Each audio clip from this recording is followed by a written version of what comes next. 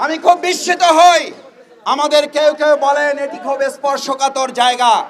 আমি আমার ভাই বোনদের কাছে জিজ্ঞেস করতে চাই, এই যমুনার জায়গাটি যেমন স্পর্শকাতর, আমাদের বাংলাদেশের প্রত্যেকটি নাগরিককে স্পর্শকাতর না তারা স্বাভাবিক জীবন? প্রত্যেকটি মানুষ স্পর্শকাতর। মানুষের জীবনকে অনিরাপদ করে শুধু একটা ভবনকে নিরাপদ করা যথাযথ নয়। এজন্য অন্তর্বর্তীকালীন সরকার তৈরি করা হয় নাই। এটা ফ্যাসিস্ট সরকারের দায়িত্ব ছিল কোন একটা ভবন পাহারা দিয়ে গোটা দেশকে অনিরাপদ করে ফেলা। আজ আমরা পরিষ্কার একটা কথা বলতে চাই, এটা জনগণের দাবি। জনগণের দাবির প্রেক্ষিতে আমরা আশা করব বর্তমান অন্তর্বর্তীকালীন সরকারকে যে ছাত্র জনতায় ক্ষমতায় বসিয়েছে, সেই ছাত্র জনতা দাবি তুলেছে অবশ্যই আওয়ামী লীগকে নিষিদ্ধ করতে হবে। আমরা আজকে দুপুর পার করতে চাই না, তার আগে সকল রাজনৈতিক দলমত নির্বিশেষে ডেকে অবিলম্বে আওয়ামী লীগকে নিষিদ্ধ ঘোষণা করতে হবে। সম্মানিত ভাই এবং বন্ধুগণ, আমিরে জামাত ডক্টর শফিকুর রহমান আপনাদের সকলকে সালাম জানিয়েছেন এবং এই আন্দোলনে গত রাত থেকে আপনারা যারা এখানে অবস্থান করবেন, আমরা এই আন্দোলন সফল না হওয়া পর্যন্ত আশা করি বর্তমান অন্তর্বর্তীকালীন সরকার সহযোগিতা করবে এবং ছাত্র জনতার এই দাবি বাস্তবায়নে তারাই এগিয়ে এসে ভূমিকা পালন করবেন। এই ছাত্র জনতা আবার জীবন দেওয়ার, আবার গুলির মুখে দাঁড়াক, সেটার জন্য অন্তর্বর্তীকালীন সরকার অপেক্ষা করবে, এটা আমাদের জন্য দুর্ভাগ্যজনক। সুতরাং ভাই এবং বন্ধুগণ, আমার সম্মানিত শ্রমিক ছাত্র জনতা ভাই বোনেরা, আজ এখানে আমাদের ছোট বাচ্চারা আবার নেমে এসেছে। আমি সাংবাদিক ভাই বোনদের কাছে অনুরোধ করতে চাই, আমাদের ভাইয়েরা, আমাদের বোনেরা, আমাদের ছাত্র জনতা, আমাদের জুলাই যোদ্ধারা, আমাদের শহীদ পরিবার, আমাদের আহত বঙ্গুত্তরা এখনো যখন পুনর্বাসিত হয় নাই, তার আগে বিচার সংস্কার সম্পন্ন না করে আবার আরেকটা ঠুনকো নির্বাচন দিয়ে জাতির সাথে তামাশা করতে দেওয়া হবে। এখানে যারা এসেছে তাদের দলের পরিচয় বড় নয়, তারা বাংলাদেশ। এখানে যারা এসছে, তুমি কে আমি কে, বাংলাদেশ। বাংলাদেশ আজ বাংলাদেশ দাবি তুলেছে। বাংলাদেশ যখন দাবি তুলেছিল আওয়ামী লীগের পতন হতে হবে, আওয়ামী লীগের পতন শুধু হয় নাই, আওয়ামী লীগ গোষ্ঠী শুদ্ধ দেশ ছেড়ে পালিয়েছে। সেই পালানোর ধারাবাহিকতায় গতকালকে এবং তার আগের দিন পালানোর ধারাবাহিকতা তারা অব্যাহত রেখেছে। আমরা অত্যন্ত বিস্ময়ের সাথে লক্ষ্য করছি, এই পালানোর সাথে তারা একটা অংশ সহযোগিতা করছে।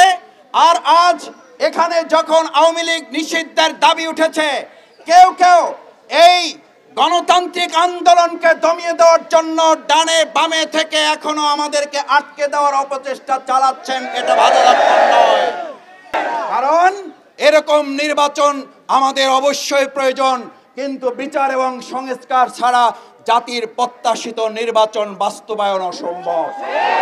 সেই জন্য আমরা দাবি জানাতে চাই, অবশ্যই দ্রুত সময়ের মধ্যে ছাত্র জনতার এই দাবিকে সামনে রেখে আওয়ামী লীগকে নিষিদ্ধ করে বাংলাদেশের জনগণের দাবি বাস্তবায়ন করবেন। মাঝখানে যুবলীগ, স্বেচ্ছাসেবক লীগ আর এই সমস্ত ডালপালা কাটার ষড়যন্ত্র করে আমাদের এই ছাত্র জনতাকে আর ঘরে ফিরিয়ে দিতে পারবেন না। নতুন আর কোনো প্রহসন করার প্রয়োজন নাই। প্রহসনের জন্য 8 মাস সময় এনাফ ইজ এনাফ।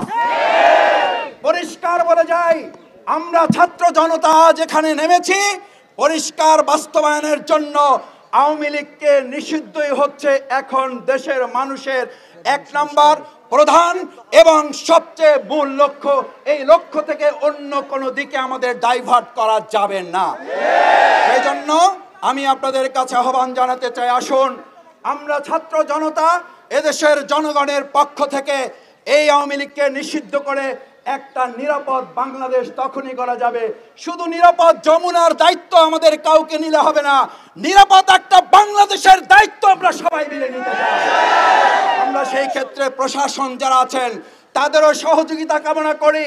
আমাদের দেশের বিভিন্ন স্তরে যে যেখানে আছেন, আমি আশা করি আওয়ামী লীগকে নিষিদ্ধ চাই এই জনগণ ছাত্র জনতার আহ্বানে সাড়া দিয়ে শুধু যমুনায় নয়, বাংলাদেশের প্রত্যেকটি ইঞ্চি মাটিতে দাঁড়িয়ে আমরা ব্যারিকেড তৈরি করতে সক্ষম। সুতরাং এখানে যদি চারদিকে আমাদের ব্যারিকেড দেওয়া হয় তাহলে আমরা ধরে নেব সারা বাংলাদেশের আবার ৫৬,০০০ বর্গ মাইলে আমাদেরও ব্যারিকেড তৈরি করতে বাধ্য হতে হবে। সুতরাং এখানে ব্যারিকেড দিয়ে ছাত্র জনতার এই গণজোয়ার ঠেকানো যাবে না, বরং সারা দেশে এই জনতার গণজোয়ার আপনারাই দায়িত্ব নিয়ে ছড়িয়ে দিবেন। আমি মনে করি সেটি দায়িত্ব আপনারা নেওয়ার প্রয়োজন নাই, বরং আলোচনার ভিত্তিতে দ্রুত সময়ের মধ্যে আওয়ামী লীগকে নিষিদ্ধ করা এবং তার আগ পর্যন্ত আমার সম্মানিত ঢাকা সিটি কর্পোরেশনবাসী, দেশবাসী যে যেখানে আছেন, আমার সন্তানকে যারা গুলি করে হত্যা করেছে, আমার মায়ের বুক যারা খালি করেছে, আমাদের ভাইকে আহত পঙ্গুত্ব করেছে যারা, অবশ্যই তাদেরকে নিষিদ্ধ করে তারপরে আমরা ঘরে ফিরে যাব। সেই আহ্বান জানিয়ে আপনারা যারা এখানে এসেছেন, আপনারা যতক্ষণ আমাদের এই দাবি বাস্তবায়ন না হচ্ছে আমরা আপনাদের পাশে থেকে দাবি বাস্তবায়নে সর্বাত্মক সহযোগিতা করব, সেই আহ্বান জানিয়ে সেই প্রত্যাশা ব্যক্ত করে আপনারা শেষ পর্যন্ত দাবি আদায় অটল অবিচল জুলাই যোদ্ধারা জুলাই আগস্টে গোটা পৃথিবীতে যেমন বুঝ করে বাংলাদেশকে দেখিয়েছেন, আমরা আওয়ামী লীগকে নিষিদ্ধ করে আরেকবার বাংলাদেশকে পৃথিবীর মানচিত্রে আমরা তুলে ধরব।